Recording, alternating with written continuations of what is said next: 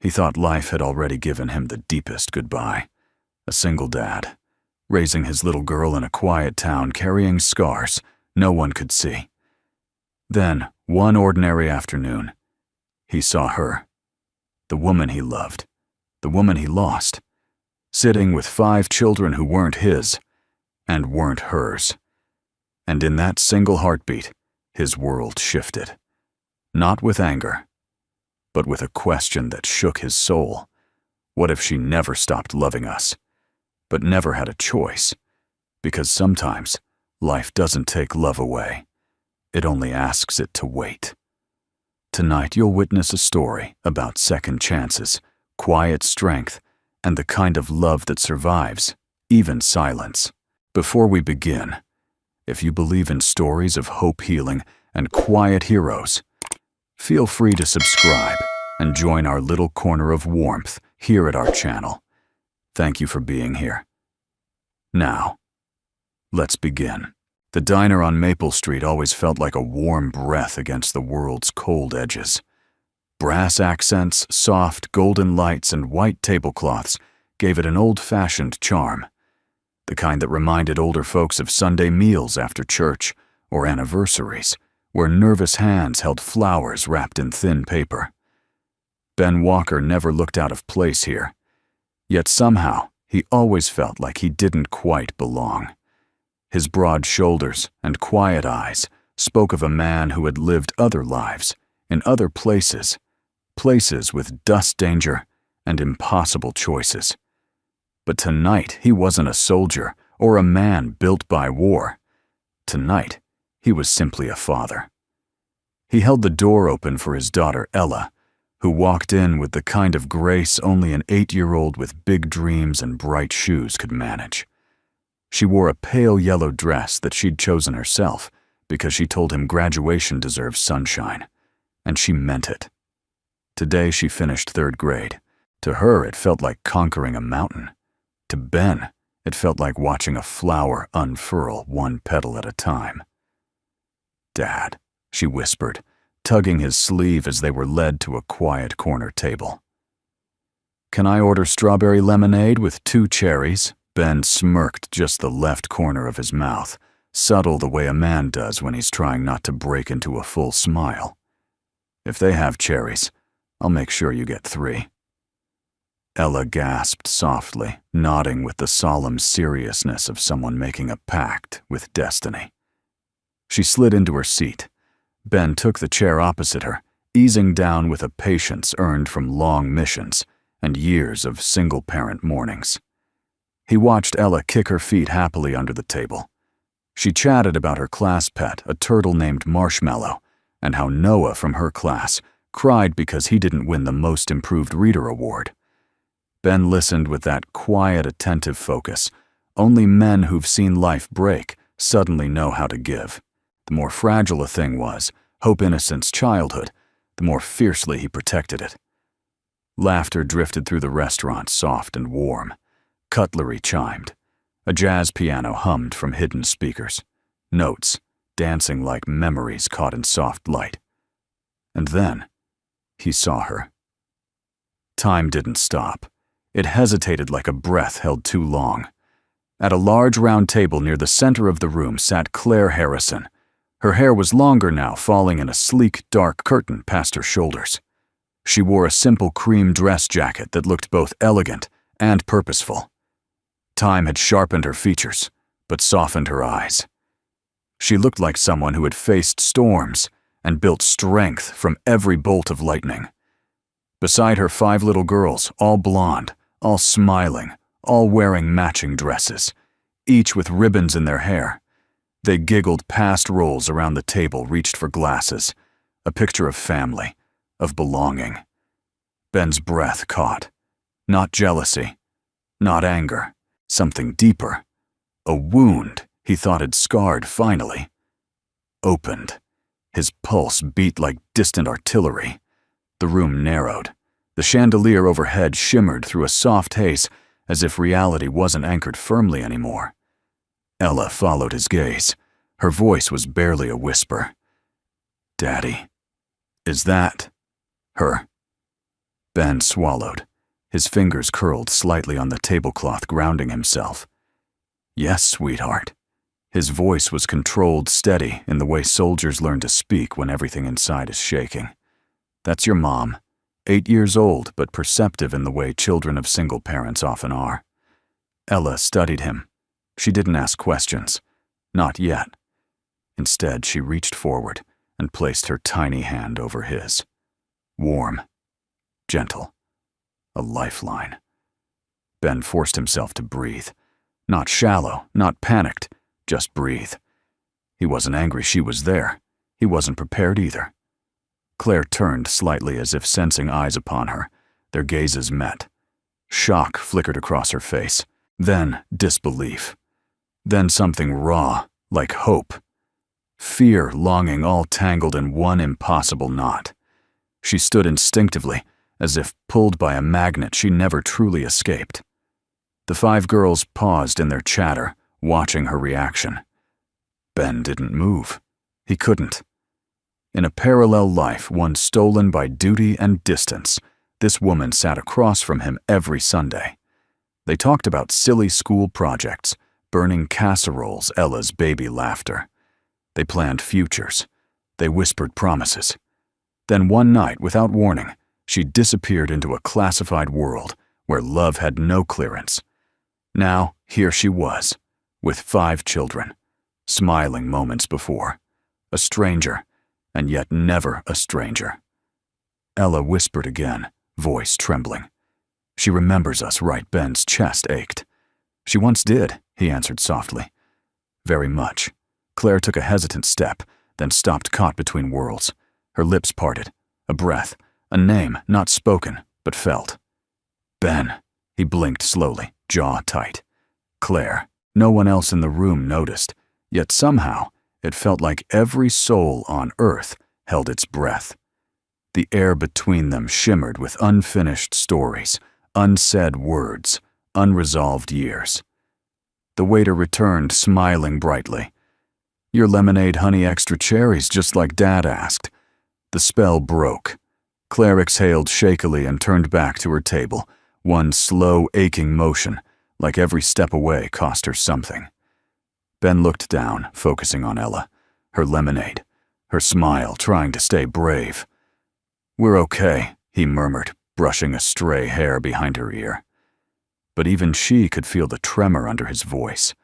The world had shifted. And somewhere, deep inside, a truth stirred. He didn't hate her. He never had. He had simply learned to live around the empty space where she used to be. Tonight that space wasn't empty anymore. It was full of questions, of memories, of a love that refused to fully die. The night had settled thick and soft over Maple Street by the time Ben and Ella stepped out of the diner. The world outside felt too quiet, as if it sensed the storm inside him and chose not to interfere. Street lights glowed amber against the pavement. A June breeze rustled through the trees, carrying the faint scent of lilacs and memory. Ella held his hand tighter than usual. She was not a clingy kid. Ben had raised her strong, independent, curious, but tonight she walked closer. Her small fingers wrapped around his like she was afraid he might disappear too. They reached the truck, parked under a lamppost. Ben opened the passenger door, lifted her in gently, and buckled her seatbelt, with a care that felt more like prayer than routine. When he closed the door, he leaned against the side of the truck, palms braced on the cold metal eyes closed. A deep breath. Another. The kind that tried to keep a man from breaking open. He climbed in and turned the key. The engine rumbled to life, steady, familiar, but his heart pounded louder. Ella's voice was soft in the dim light. Daddy Ben kept his eyes on the windshield for a moment before answering. "Yes, sweetheart. Why didn't she say hello?" The question was pure, unfiltered. It didn't come from anger, just confusion and a child's ache. Ben gripped the steering wheel, knuckles pale. There were 1,000 answers, none gentle enough. He swallowed. Sometimes grown-ups. Don't know how to talk about big things yet. Ella blinked up at him, brow furrowing. Big things like love. Ben's breath hitched. Out of the mouths of children come truths adults are scared to touch. Yes, he whispered. Exactly like love. She nodded solemnly, accepting the answer far more gracefully than many adults would. Ben pulled onto the road. The drive home was quiet. Not uncomfortable, just heavy with the kind of thoughts that don't yet have words. Ella leaned her head against the window, tapping her fingers absently to a rhythm only she knew. Ben glanced at her from time to time, seeing so much of Claire in her profile. Her eyes, her stubborn little chin, the way she scrunched her nose when she was thinking.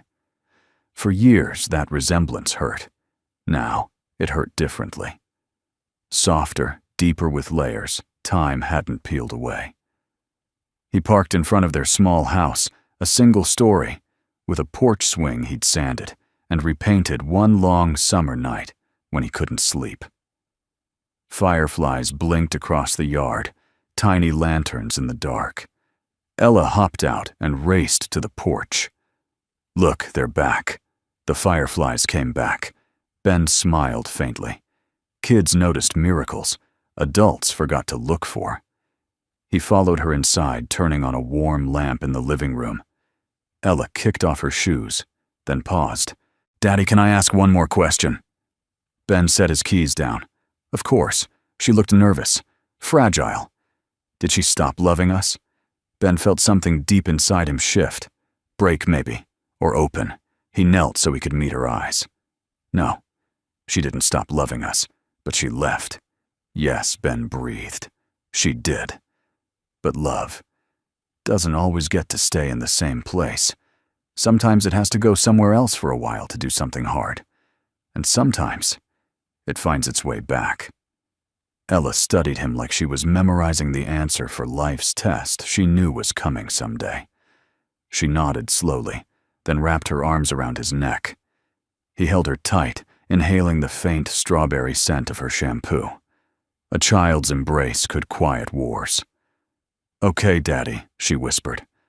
I believe you. 3 words every parent prays to hear. Bedtime, he murmured, voice thick. She ran down the hall, ponytail bouncing. Ben stayed on his knees for a moment longer, staring at the floor. Breathing, remembering, years earlier. Sunlight filtered through young leaves as Claire laughed in the backyard, barefoot and radiant, chasing baby Ella across the grass. Ben grilled burgers, flipping them without really watching, too busy, staring at the 2 halves of his heart dancing under summer sky. Claire had thrown her head back and yelled, Ben Walker, one day. You're going to be the softest tough man in America. He'd smirked. Already am. She'd kissed him. Then warm and sure, and he'd believed forever was a simple thing. Until the night she packed a single duffel bag, a knock at the door, men in suits, words he wasn't cleared to hear. She didn't cry when she told him she had to go. Soldiers don't cry when duty calls. They go where the world needs them and break later alone. I'll come back when I can. That was the last promise, and then she vanished into classified shadows. Ben kissed Ella goodnight and stood in the doorway watching her drift into sleep. He brushed a hand over her hair before walking back to the living room. He sat heavily, elbows on knees, staring at his hands. Hands that once held Claire's. Hands that lifted Ella on sleepless infant nights. Hands that rebuilt a life piece by piece. He whispered to the room, voice low and steady as a vow. I'm not angry, Claire. I never was. I just never stopped waiting. Outside, a car slowed before the house. Ben's instincts flared. Military training never leaves. He moved to the window. A black government sedan paused under the streetlight. He froze. Claire was inside, sitting still, staring at the house. Not approaching. Just looking. Like a woman standing at the edge of her own past, unsure if she was allowed to cross the threshold. Ben's heartbeat thudded in his ears. Then the sedan pulled away, fading into the night. Ben exhaled slowly. Echoes weren't supposed to feel this real. But some loves don't fade. They just wait in the quiet, like fireflies returning each summer, ready to glow again when darkness falls. And tonight, one thing settled heavy in his heart. Fate wasn't finished with them yet. The sky had opened sometime past midnight, leaving the town washed clean by morning. Sunlight glimmered off wet pavement, turning raindrops into tiny diamonds, clinging to porch rails and window glass. Ben stood at the kitchen counter, pouring himself a cup of black coffee. Strong. Plain. The kind a man drinks when he needs his thoughts quiet and his heart steadied. Ella sat at the small wooden table legs, swinging as she spooned cereal into her mouth and hummed a soft tune. A child's world resets every sunrise. Ben envied that. "You look tired, Dad," she said suddenly. Ben blinked, caught off guard. "Do I?" She nodded. "Your eyebrows are doing the thing." "What thing?" The worried bend. Ben touched his brow instinctively. She wasn't wrong. He mustered a smile. "Guess I didn't sleep much." Ella thought about that. Then she reached across the table and pushed a small sticker toward him, a gold star with glitter edges. "For being brave," she announced matter-of-factly. Ben stared at it for a beat, then let out a soft laugh, half warmth, half ache. "Thank you, sweetheart." She beamed and hopped off her chair to pack her backpack. Ben held the sticker between his fingers longer than he meant to. War medals never meant as much to him as that tiny, glittering star just had. By late afternoon, Ben found himself walking back toward town. He told himself he needed groceries. Truth was, he needed airspace to think, to breathe past the weight pressing on him since last night. The familiar chime of the diner door greeted him as he stepped inside. The place buzzed softly, lunch crowd dying down. Martha Dawson, apron tied around her waist, silver hair pinned up, looked up from behind the counter. "Well, if it isn't my favorite stubborn soldier," she said, smiling. Ben offered a tired grin. "Afternoon, Martha. You here to eat or to brood in my booth again? Haven't decided yet." She eyed him, knowing more than she let on. "Coffee's fresh. Sit. I'll bring you a cup." He slid into his usual corner seat, the same one he'd sat in countless mornings after leaving the army. A vantage point facing the entrance, a habit formed from years of never turning his back to a door. The bell chimed again. Voices drifted in light musical familiar. Ben didn't look up at first, but the air shifted before he heard her name. He felt it like the room paused mid-breath. Claire Harrison walked through the door, 5 little girls trailing behind her, like petals around a flower stem. They giggled, pointing at pastries in the display case. Claire bent slightly, whispering something to them, and they burst into soft laughter. Ben's heart lurched. She wasn't in the cream dress from last night. She wore her uniform, tailored navy fabric, brass buttons, metal ribbons resting over her heart. But it was the insignia on her shoulder that stole the air from Ben's lungs. Deputy Defense Commander. The chandelier light above caught the metal in a perfect shimmer, announcing authority and sacrifice in a single gleam.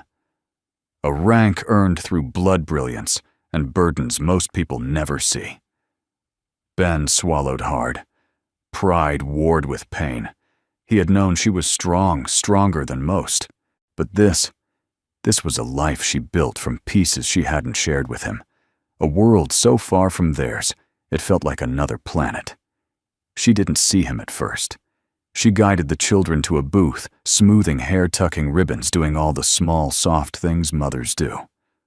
Only then, when the girls were settled, did she lift her gaze. Their eyes met. The world narrowed again. There was no anger in Ben, just a bruise that hadn't healed and didn't know how to. Claire's breath caught her expression, a mix of relief and fear, like seeing someone you prayed for and dreaded facing all at once. She hesitated, then stepped toward him. "Ben," she said softly, voice carrying all the weight of 8 lost years. He nodded once, jaw firm. "Claire." Up close, he saw everything time had done to her, the fine lines near her eyes, the tired dignity carved into her posture, a gravity earned through service and sacrifice. Yet beneath it all, she was still the woman who once danced barefoot in their kitchen at midnight. "I didn't expect to see you again," she murmured. "Life has a way of surprising you," Ben said, tone steady, betraying nothing. The silence between them hummed. Their history wasn't loud. It was quiet, threaded through unfinished sentences and unspoken promises. One of the little girls looked over, eyes bright. "Commander Claire, can we get pancakes, Commander?" "Not Mom." Ben noticed that. Claire saw him noticing. She opened her mouth, started to speak, but emotion tightened her throat. A waitress called from behind the counter. "Commander Harrison, your order's ready." Claire turned back for a moment, collecting the plates. When she returned, she didn't sit. She set the food down and walked toward Ben again, steps small but heavy. "Ben." "I never stopped caring," she whispered. He lifted a hand slightly, not rejecting, just bracing. "I know," he said quietly. "Duty calls. I've lived that life too." Her eyes shimmered. "I didn't want to leave. But I didn't have a choice. It was classified. And once I was in, there was no way to reach back, not without risking lives."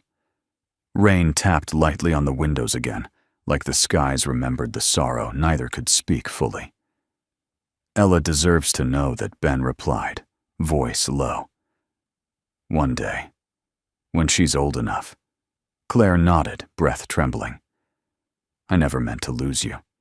Ben looked down at his hands. "You didn't lose me, Claire. You just weren't here when life kept going." Her lips parted. A tear she refused to shed glittered at her lash line. "Ben," she breathed, voice cracking. "I never stopped loving you." He closed his eyes just long enough to steady himself. Then steady. Quiet, honest. "It's easier to forgive you than to forget you." It wasn't anger. It was truth wrapped in tenderness and ache. Claire's breath broke. She backed away slowly, returning to the children with a grace that cost her something precious each step. Ben sat still. Martha approached, placing a hand on his shoulder. "Some wars follow you home, son." He didn't answer. He just watched Claire sit among the children she'd sworn to protect, a commander in the world. But tonight, just a woman facing the ruins and the hope of the life she left behind. Outside, rain turned to sunlight again, as if life couldn't decide whether it was grieving or healing. Inside, Ben Walker sat in quiet battle, realizing that love, the real kind, never dies. It just waits to see if there's still room to come home. Saturday mornings in small towns have a rhythm of their own, slow, unhurried, peaceful in a way cities forgot how to be. The sun stretched across the rooftops like warm butter melting over toast. Wind chimes tinkled from porch to porch, and the scent of fresh-cut grass drifted through the neighborhood. Ben Walker sat on the porch steps, boots planted on warm wood elbows resting on his knees. Beside him, a toolbox lay open. He'd promised Ella they'd fix her bike today. The pink one with streamers that had seen more puddles and adventures than any soldier's boots ever had. She was inside changing into her mechanic outfit, which in her world meant overalls with flower patches and her hair tied up like Rosie the Riveter, though Ben doubted she knew who that was yet. He smiled faintly at the thought. A giggle floated on the breeze, then another. He straightened slightly. Down the street, the sound grew louder.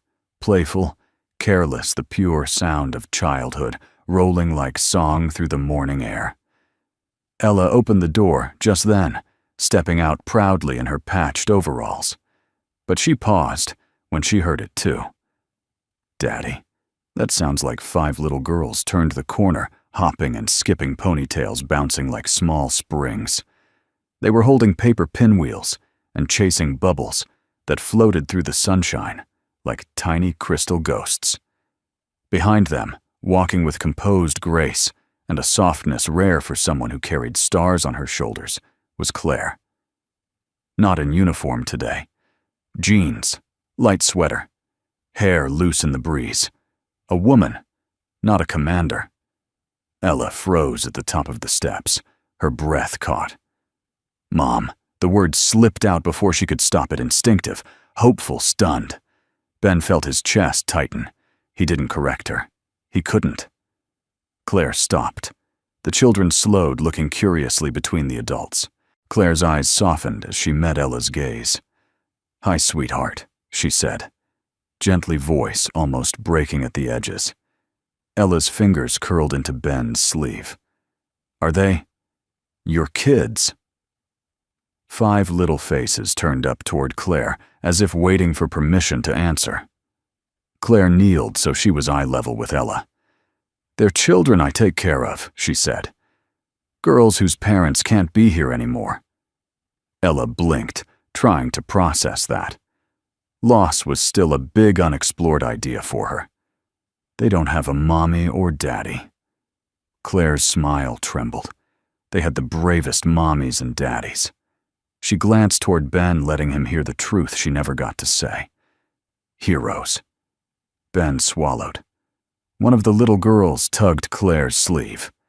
"Commander Claire, can we show her the bubbles, Commander?" Again, that word. Ella's brows furrowed. "Why do they call you Commander?" A silence fell, not heavy, but reverent. Claire let out a slow breath.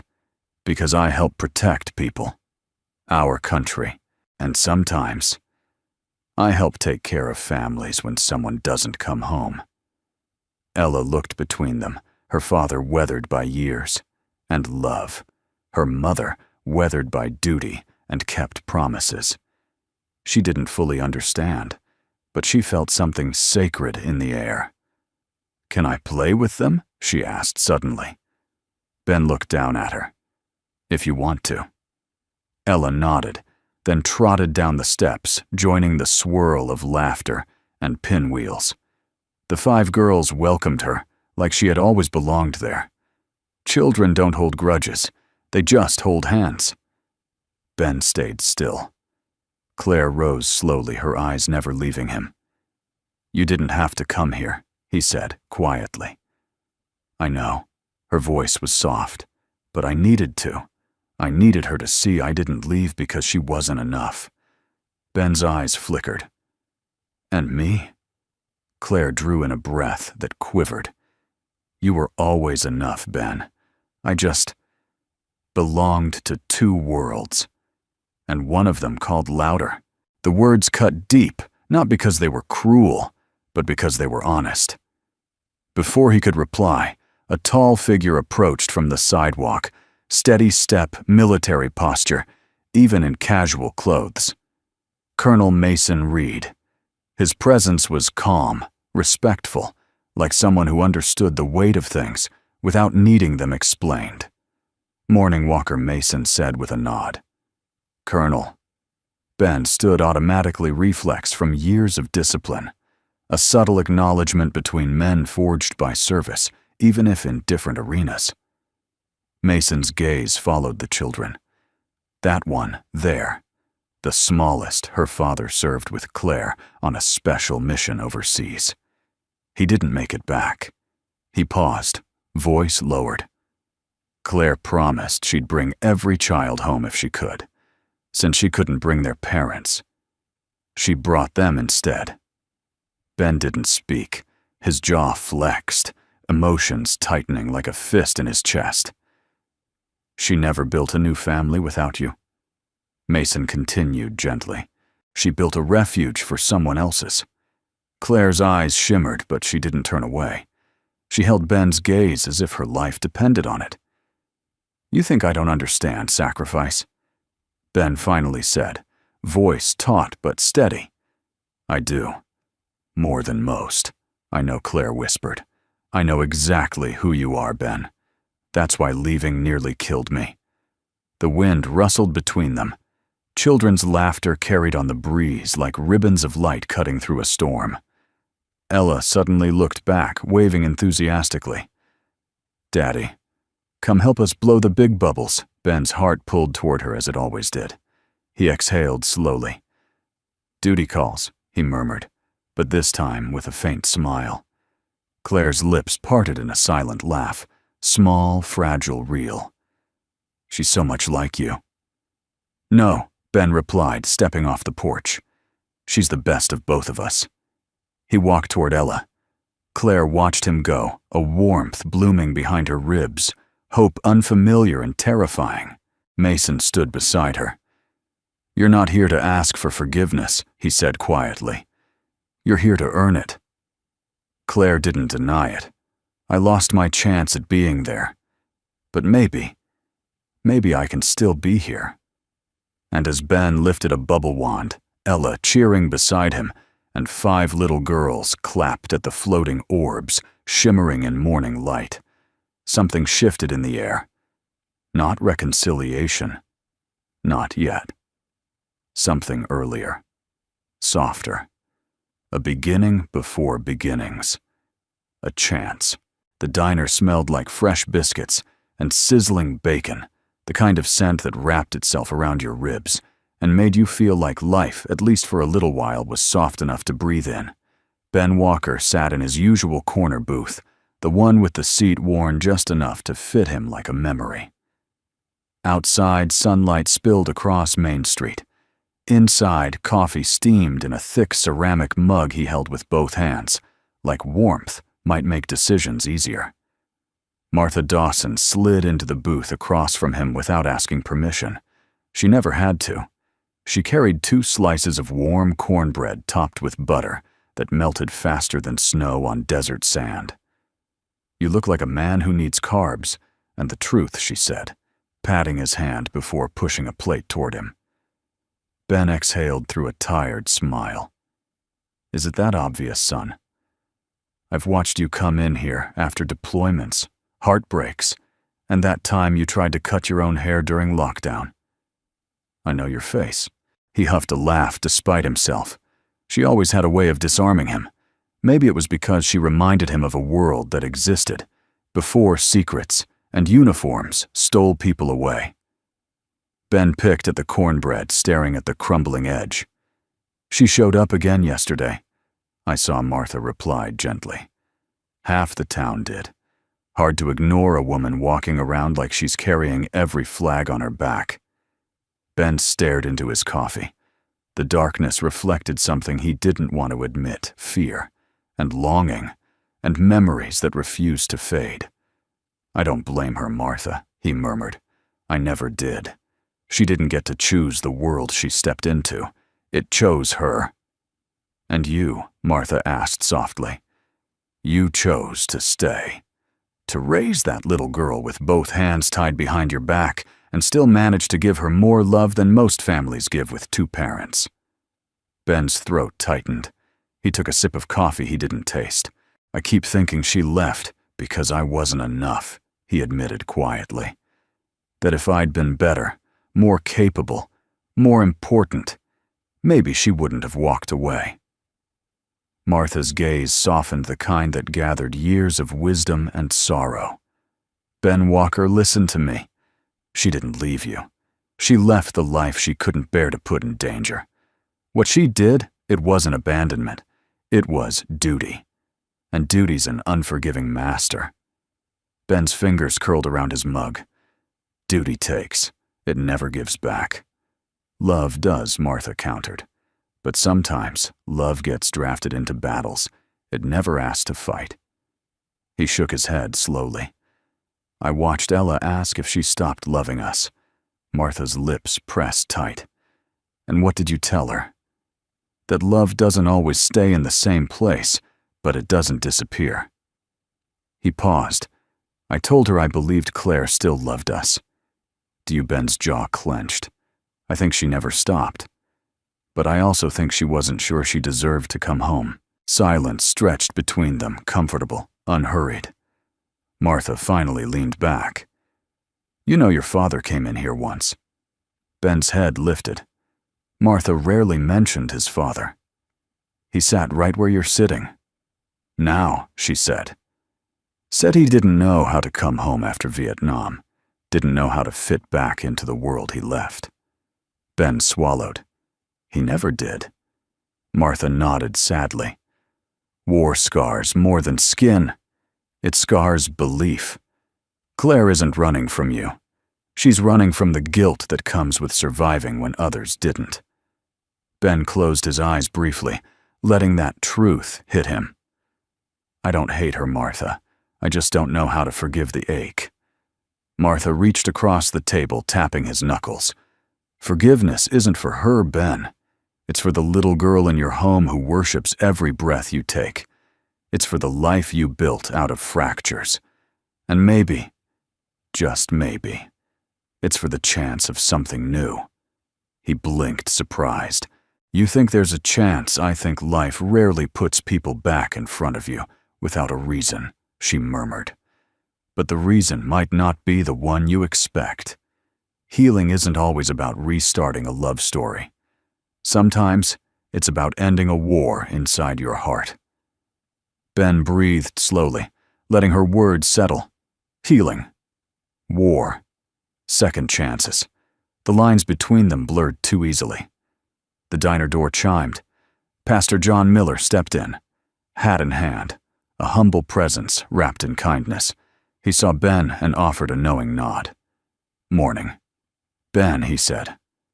"Morning, Martha." "Morning, Pastor," they replied in unison. Pastor John paused at the table, heard Claire's back in town. Ben looked up. That obvious in a town like ours. Son, if a squirrel sneezes, half the county starts boiling tea to talk about it. Ben chuckled despite himself. Pastor John's tone softened. "Some returns are storms, some are seeds. Don't mistake one for the other too early." Then he walked to the counter to order pie. Ben stared after him. Seeds, storms, maybe both. The front window filled suddenly with movement, laughter, bouncing ponytails, and the excited chatter of children. Ella and the 5 girls, running up the sidewalk like they owned the morning. Ben's breath caught when he saw Claire a few steps behind them, not in uniform today either, just a woman in denim and quiet hope. Ella burst inside first. "Daddy, we were feeding ducks, and I made a best friend. And she says, we can make a club of brave girls." And Ben smiled, brushing a leaf from her hair. "Slow down, sweetheart." Claire stepped into the doorway, breath slightly unsteady from the morning's chaos. "Hi," she said softly. Ben met her eyes. No uniforms, no ranks. Just 2 people trying to recognize each other again after years spent in different battles. He inhaled voice, low, raw. "You picked the right street to bring them to." She held his gaze. "I picked the only one that ever felt like home." Martha and Pastor John exchanged a silent glance across the diner, the kind older folks share when they see a story tip toward grace. Ben didn't speak. He didn't need to. Some wounds speak louder than words, and some beginnings start with nothing more than a breath held between 2 hearts, learning how to beat in the same world again. Outside, the girls laughed like sunlight on water. Inside, man and woman stood quietly in the space between what was lost and what might yet be found. Not forgiveness. Not yet. But the first small step toward it. And sometimes that's enough. The Saturday sun had climbed higher by mid-afternoon, warming the neighborhood until it shimmered like a quiet summer postcard. Children's laughter drifted through the air as if joy itself were floating featherlight.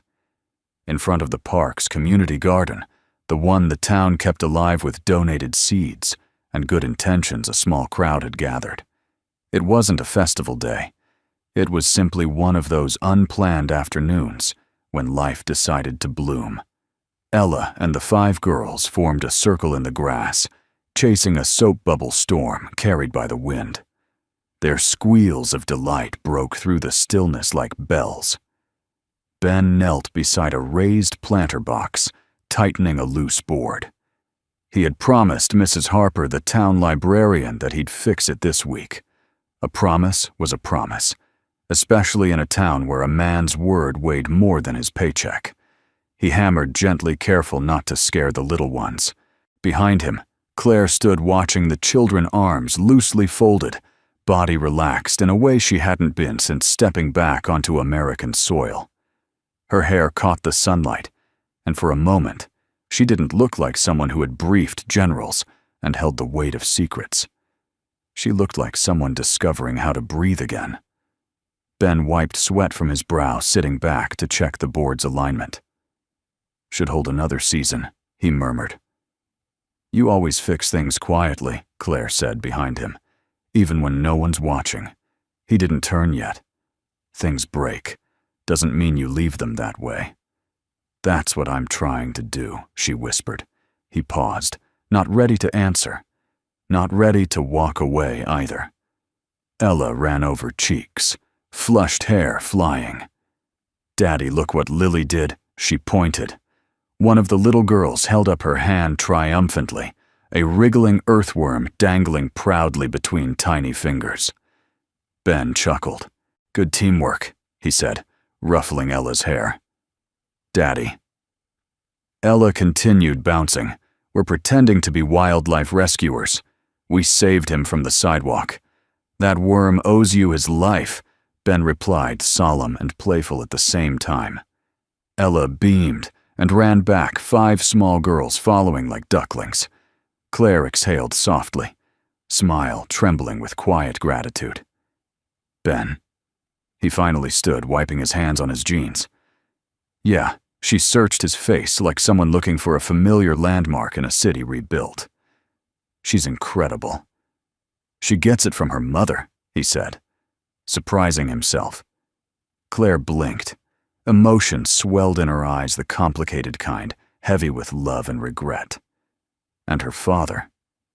Ben looked away. Compliments were easier when they weren't aimed at tender places. A sudden cry cut the moment in two. Ow, the smallest girl, Rosie, had tripped, palms scraping against the gravel near the garden path. Tears welled as she tried not to cry, pride fighting pain. But the sob came anyway, a tiny, helpless sound that pierced like a needle. Ben reacted before thought. Years of instinct. Training wired into muscle and bone.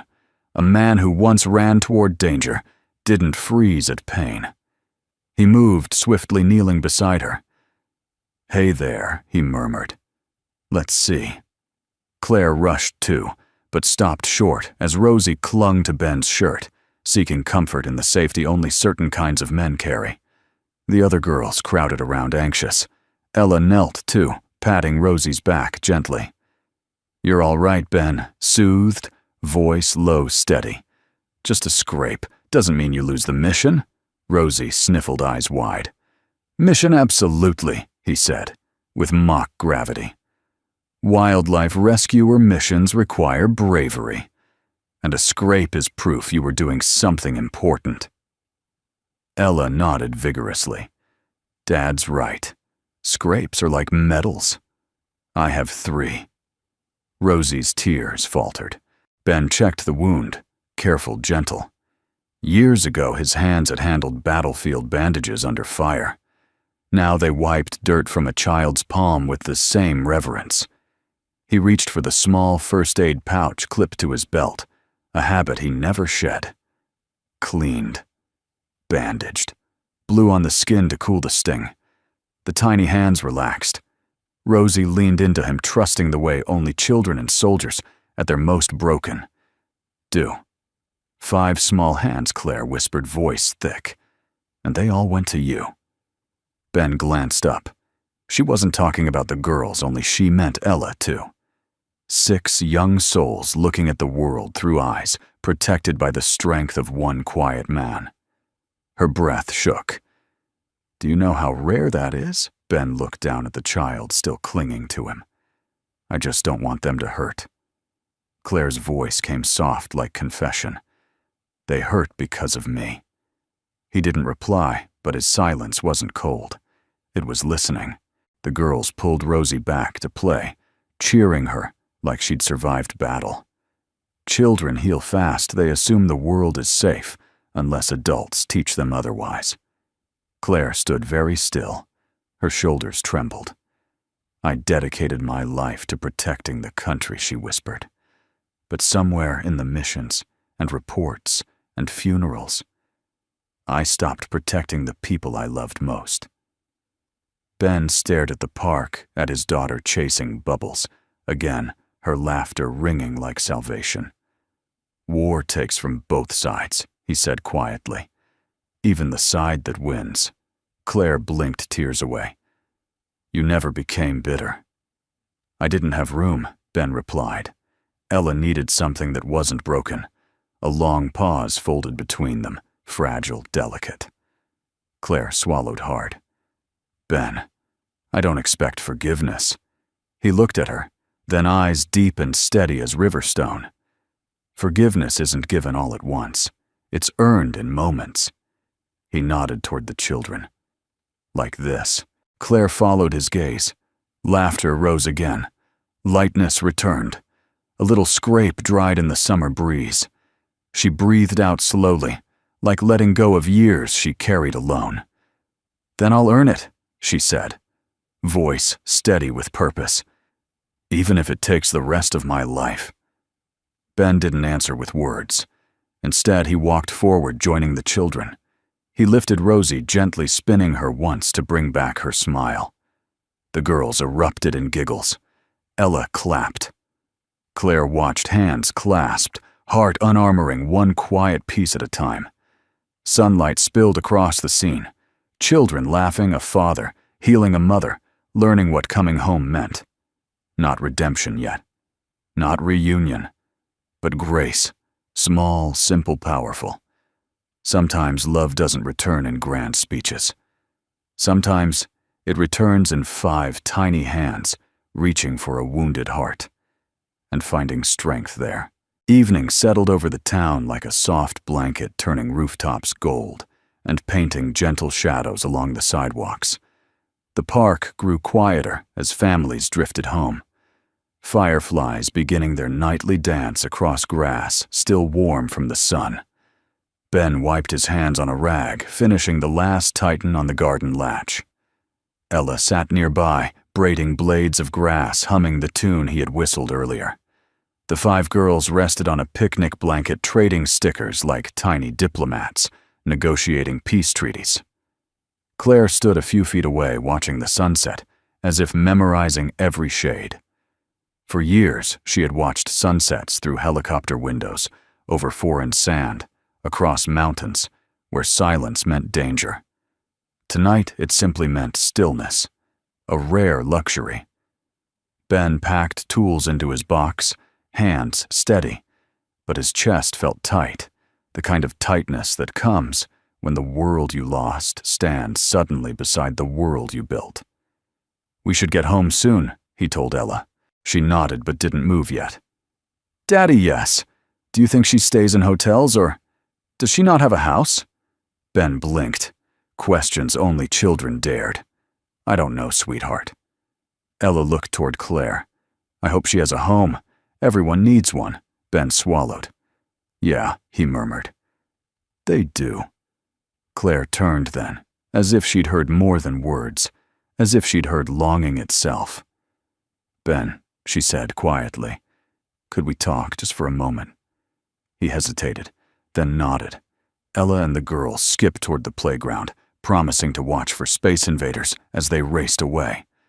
Claire walked toward the wooden bench overlooking the field. They sat side by side, not close enough to touch, but close enough to feel the ghosts between them.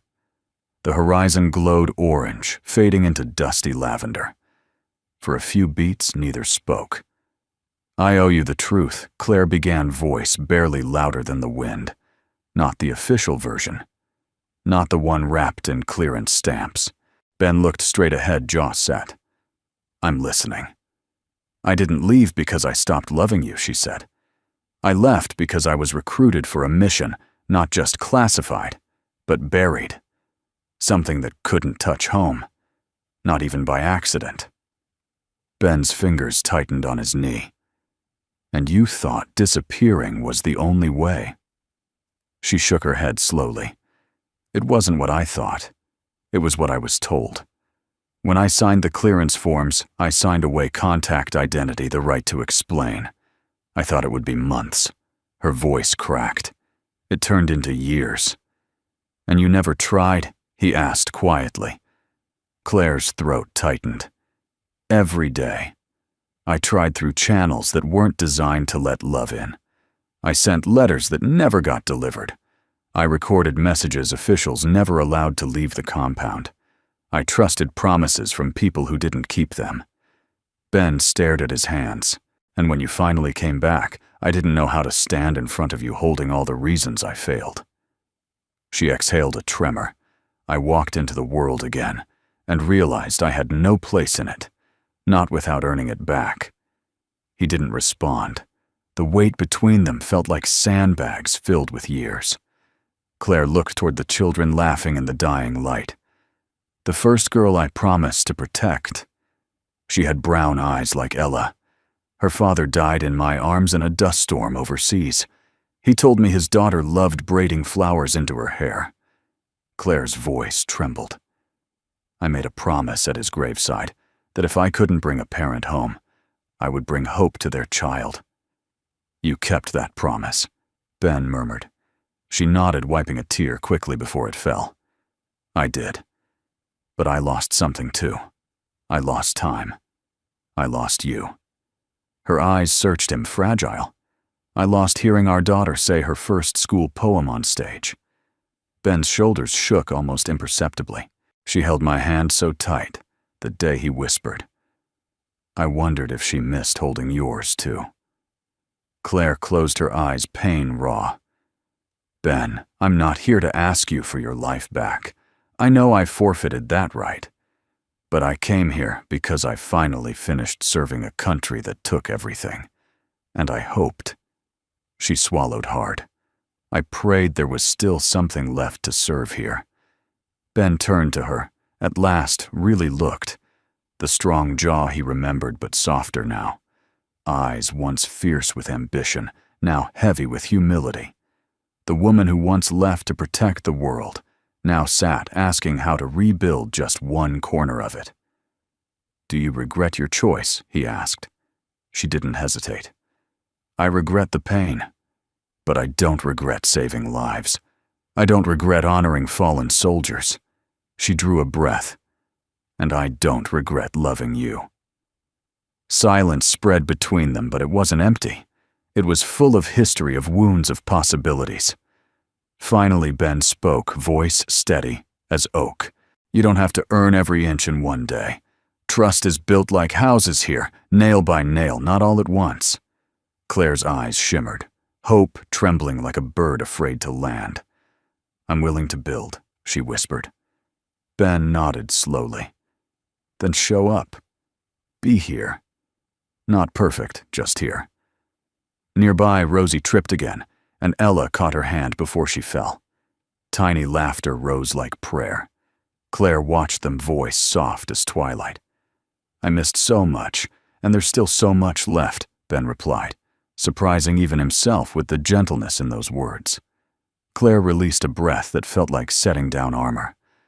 Thank you. For what? For not closing the door. Ben looked toward the children one more time. Doors don't stay closed in a town like this, he murmured.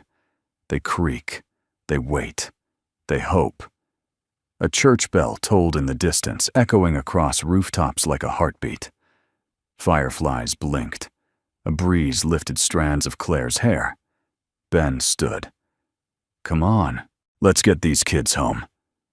Claire rose too slow, quiet, reverent, like someone stepping into a sanctuary. They didn't touch. They didn't make promises. They simply walked toward the children side by side, shadows stretching long in the amber light. Not lovers. Not strangers. Two souls learning to meet again in the middle after life pulled them to opposite horizons.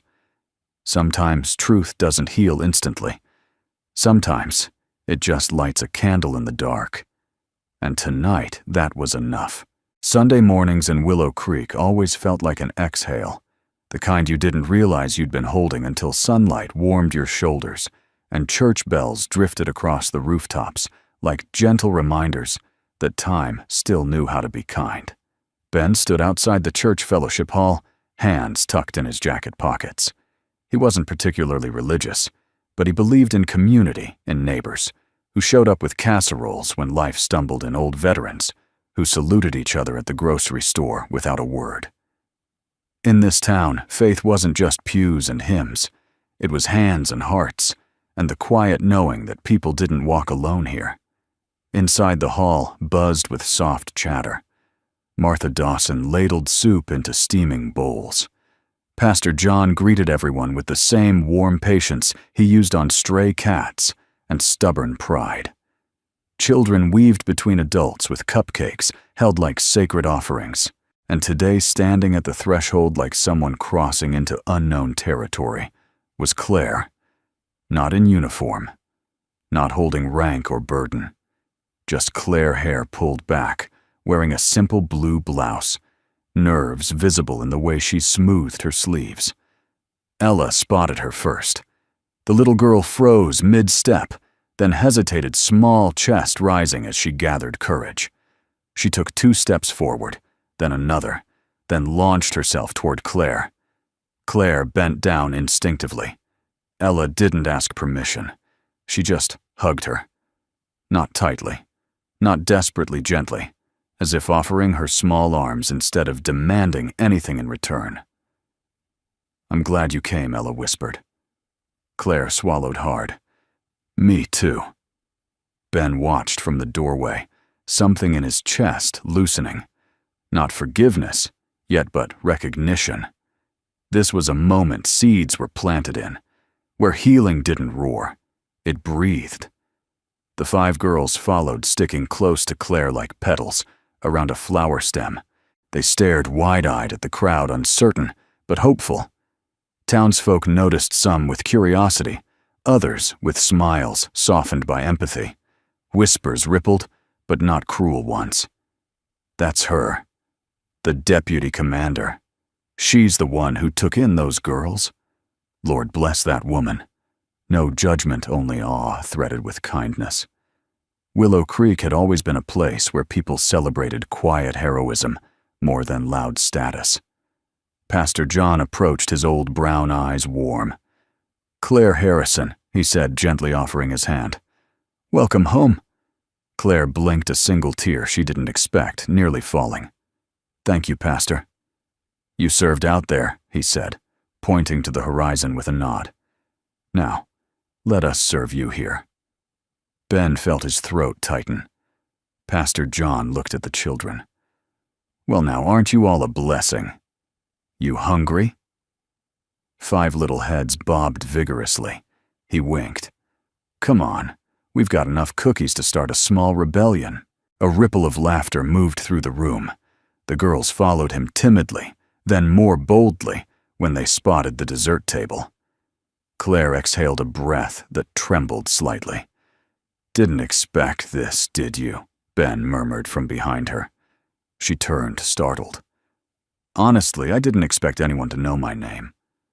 "People here don't forget sacrifice," he replied, "even when they don't know every page of the story." Claire studied his face. "You built something good here, Ben."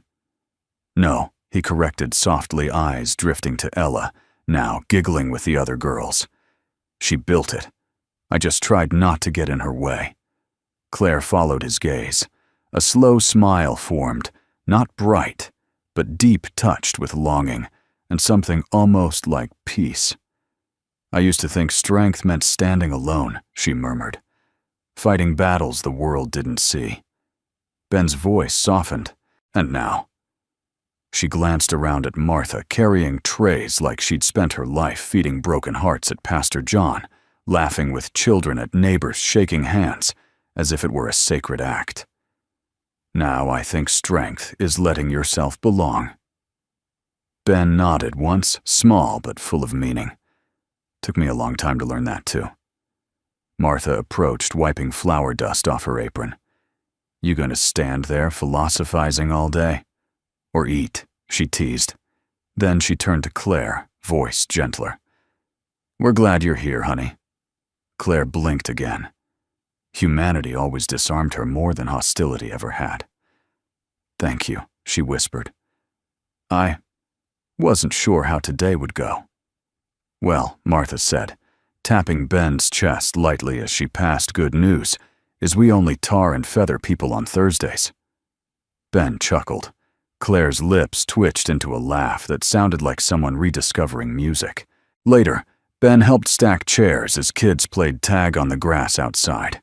Claire stood near the door, watching the sunset bleed across the sky, oranges melting into pink, then fading into a quiet purple. Ella sprinted over, cheeks flushed. Daddy. We're all going to the ice cream shop. Can they come? Ben glanced at the 5 hopeful faces. Sure. Ella grabbed Claire's hand, as if it were the most natural thing in the world. You too. Claire froze, overwhelmed by a child's casual grace, by unconditional invitation. Ben stepped beside them. Ice cream's a town rule, he said softly.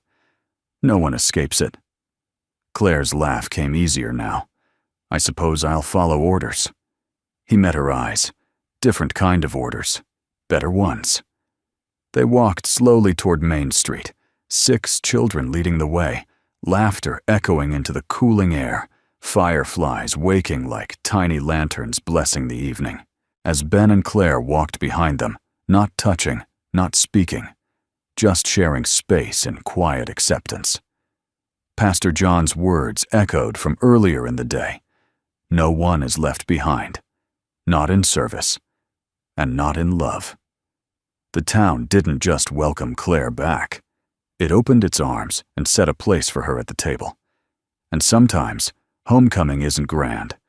Sometimes, it's a cup of soup, a child's hug, neighbors who choose kindness, and a man walking beside you, not ahead, not behind, but right here. Where healing begins. Where love remembers its way forward. Autumn crept into Willow Creek in soft strokes, not with wind and thunder, but with gentle gold, brushing the edges of leaves with cooler mornings that asked for sweaters, with the smell of apple pie drifting from kitchen windows. Change didn't roar here, it whispered. A week had passed since that Sunday gathering, and Claire had stayed in town.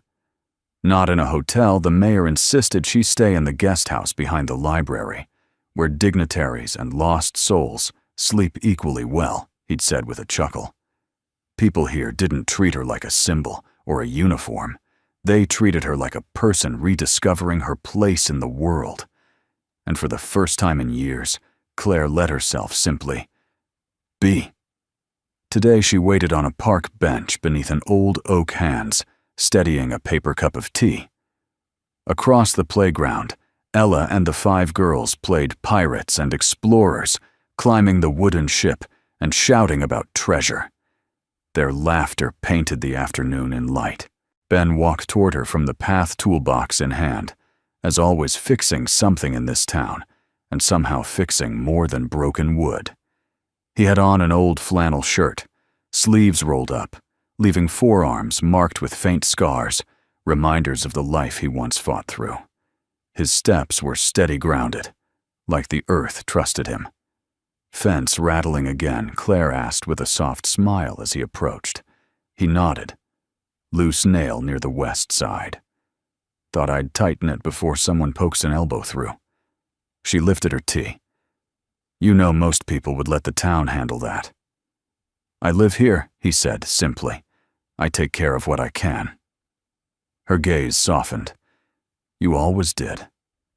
They fell into quiet. Comfortable quiet. The kind found only between people who shared history. Not perfect history, but deep enough to earn silence instead of awkwardness. Leaves rustled above. Children squealed. A dog barked somewhere down the street. Life moved around them without rush. Claire let out a slow breath. Do you ever think about us? Ben stared out toward the trees. More than I want to admit.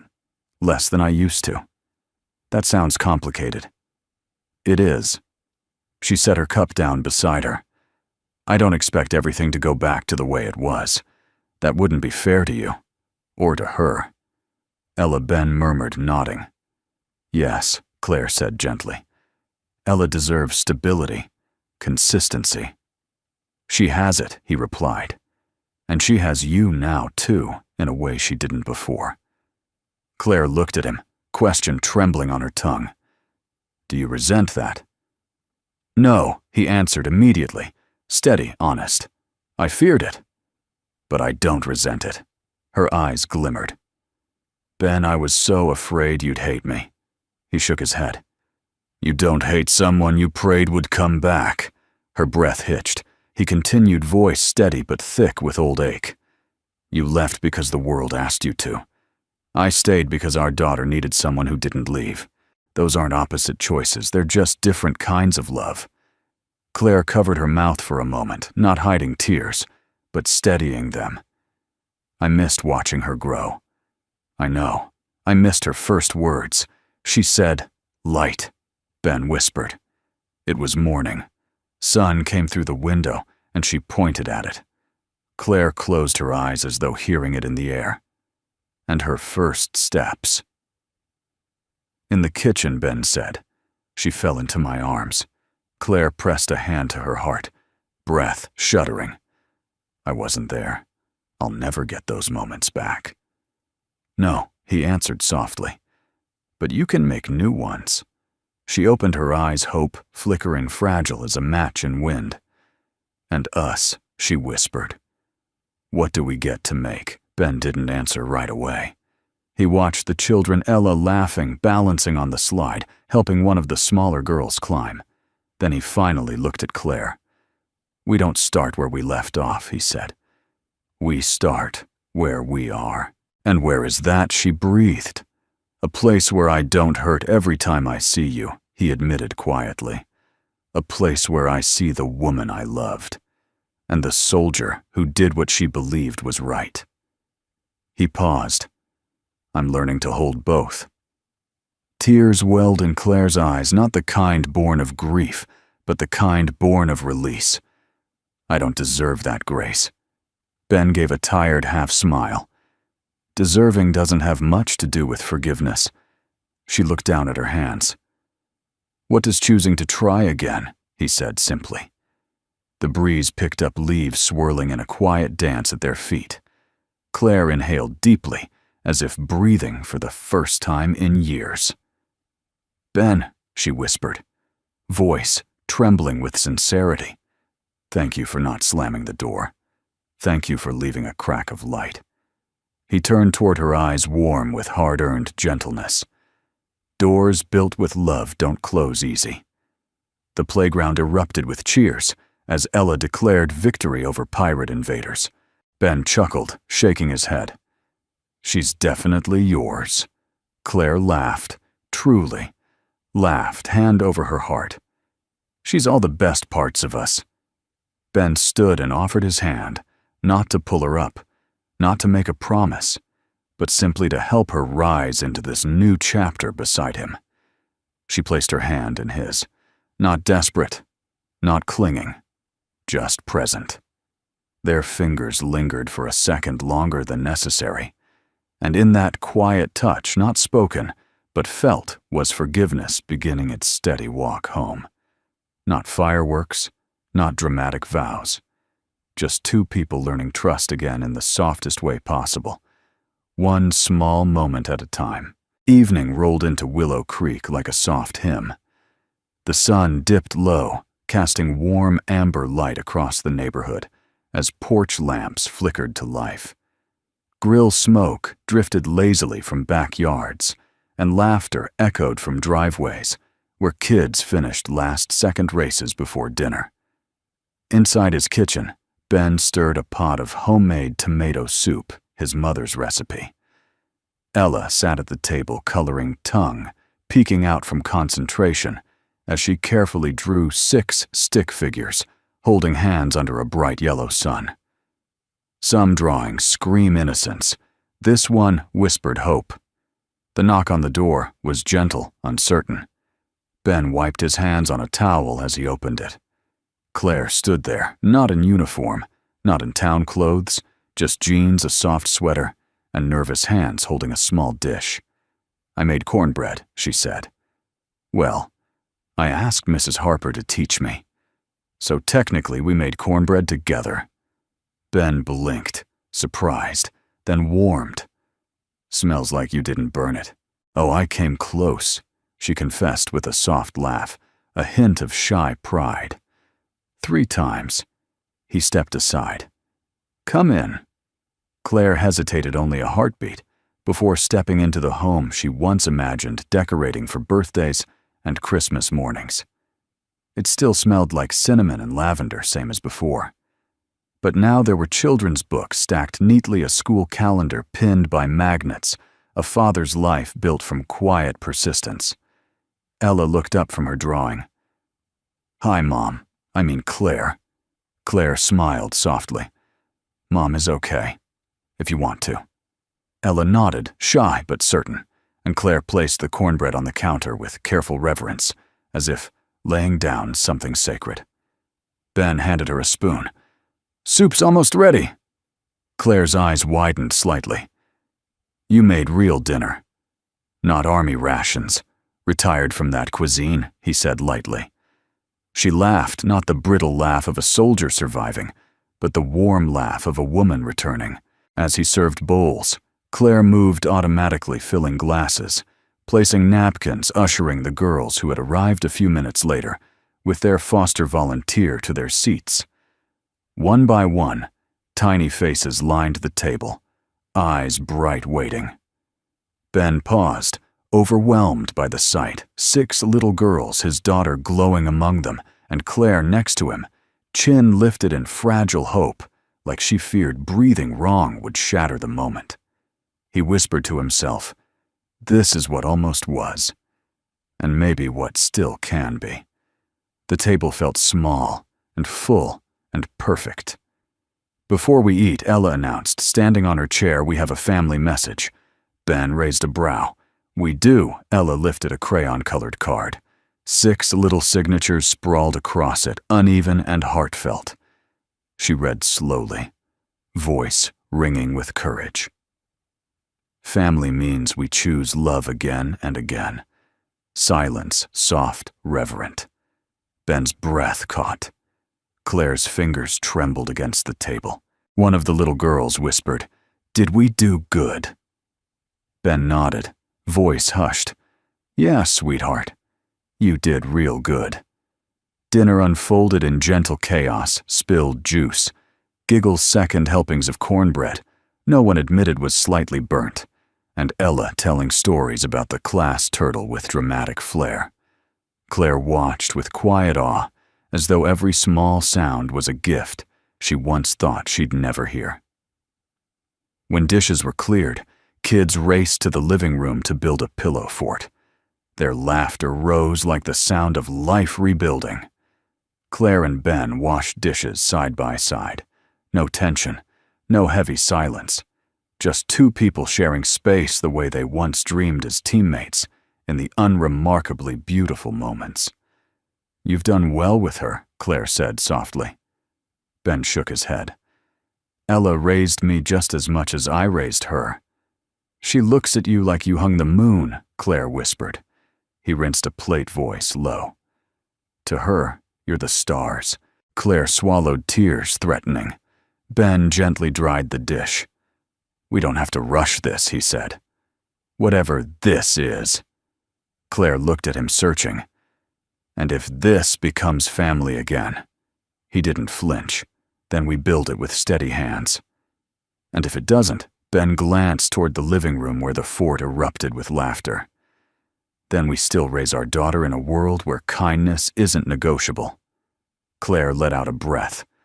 I can live with that. I can grow in that. He set the plate down. I know. A soft thud echoed a pillow collapsing, followed by squeals. Claire laughed. Ben's smile followed hers like it always had. She turned to him, voice tender. You know, when I was gone, I carried regret like armor. I thought if I held it tight enough, it could protect me from missing you both. Regret isn't armor, Ben murmured. It's weight. But you can set it down. Claire's chest strained hope without certainty, love without demand. Can I set it down here? Ben looked at her, really looked. He saw the soldier, the woman, the mother, the girl he once loved all in one fragile breath. Yes, he said, simple and steady. Here's a good place. Claire's eyes shimmered with gratitude so deep it looked like prayer. The kids burst back into the kitchen, dragging blankets like parade flags. Movie night, they cheered. Ben rubbed his jaw, pretending to think. Well, if we must, Claire nudged him. Resistance is futile, Commander Walker. He smirked. I outrank you in this house. She raised a brow. In this house, Ella outranks us all. Ella nodded solemnly from the hallway. That is correct. They all laughed, full, unguarded laughter. Later, as the kids curled under blankets and firelight flickered gently across the room, Claire looked around. Home wasn't a place she'd return to. It was a table with shared cornbread, a kitchen with warm light, a living room filled with pillow forts and second chances, and a man she once lost, now offering space to belong again, not by erasing the past, but by honoring it and building something gentler.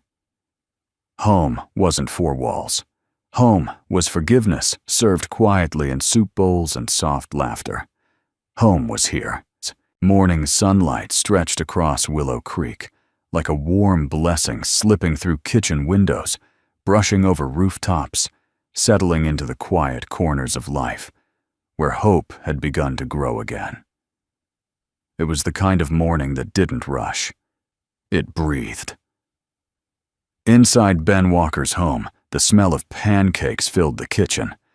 Ella stood on a stool, stirring batter like a pint-sized chef flower dusting her hair tongue, out in fierce concentration. The 5 other girls sat at the table folding napkins, each one crooked and perfect, in the way only children can make things.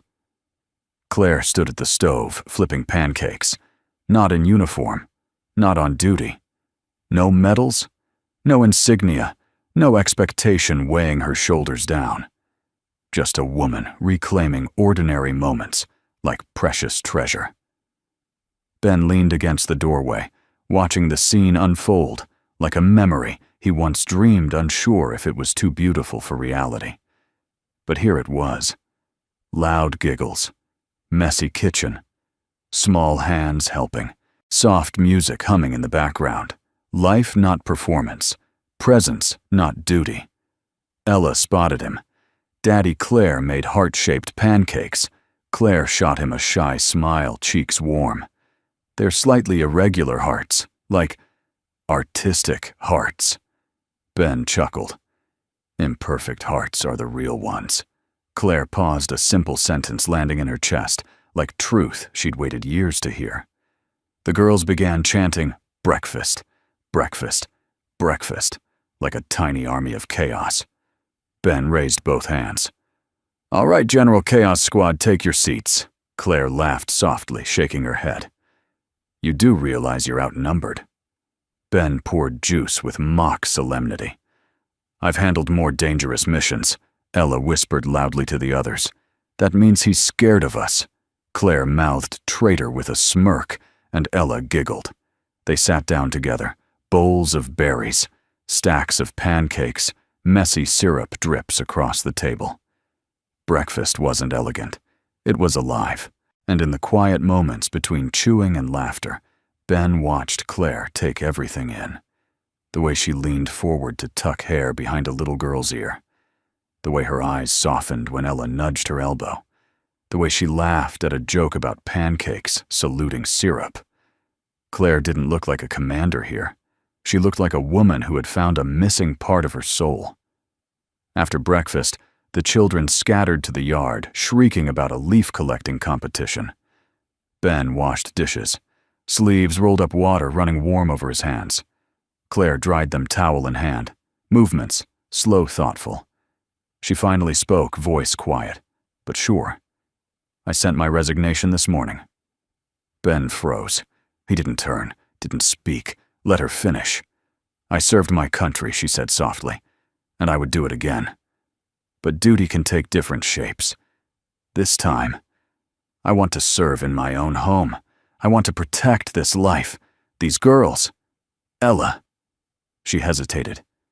"You." He placed a plate in the drying rack and finally turned. "Claire, you don't have to give up your life for us." "I'm not giving it up," she replied. "I'm choosing it." A breeze drifted through the open window, stirring the curtains, like the house itself exhaled relief. Ben dried his hands. "You know it won't be perfect." "I don't need perfect," Claire whispered. "I need honest. I need present." Ben's jaw tightened, emotion pushing through his steady exterior. "I waited for you. A long time." "I know." Her voice trembled. "And I carried you both in every deployment, every briefing. I watched sunsets, wishing they were mornings here. I held medals that weighed less than missing bedtime." Silence, full reverent. He stepped closer. "What do you want?" "Now," Claire swallowed. "I want us to try. Not the way we were. The way we are now." Ben nodded slowly. "We don't turn back." "No," she agreed. "We turn forward." Their hands brushed, not by accident this time, but by choice, a simple touch. So small yet vast enough to hold years of ache and forgiveness. One of the girls burst into the kitchen. "Miss Clarella says we need a judge for the prettiest leaf." Claire laughed lightly and gave Ben a look that said, "We'll finish this." She followed the child outside, sunlight catching her hair like a halo. Ben stood there, heart full and steady. He didn't chase after her. He didn't need to. She wasn't leaving anymore. She was living here again, step by step, breath by breath, moment by moment. He walked outside, and the scene before him felt like life's answer to every quiet prayer he ever whispered when no one was listening. 6 children laughing, holding leaves like trophies. Claire kneeling in the middle, cheering them all equally. Ella grabbing his hand the second she saw him, her smile bright enough to light the whole yard. Ben wrapped his arm gently around Claire's back. She leaned into him, no fear, no hesitation. Not happily, ever after. Happily begin again. They walked together down the small street, 6 little ones skipping around them like dancing joy. Leaves fell around them like confetti, golden, slow, graceful. Claire whispered, "I'm home." Ben squeezed her hand. "We all are. No triumph fanfare, no medals, no headlines. Just love choosing to stay. Just forgiveness, learning to breathe. Just family reclaimed, rebuilt, reborn. And sometimes the bravest thing a soldier can do is lay down the battle and go home. Not to walls or coordinates, but to love, to children's laughter, to a hand they never forgot how to hold." Home wasn't where she returned. Home was where they all finally arrived. Thank you for spending this time with us today. Stories like this remind us that life has many seasons, and love can return in the quietest ways. Before you go, I would truly love to hear from you. Where are you watching from? Tell us your city, your state, or your country down in the comments. Our little community here feels like family, and your presence matters. If this story touched your heart, even just a little, please consider subscribing to our channel so you never miss a new journey of hope, healing, and second chances. Your support helps keep these warm moments alive.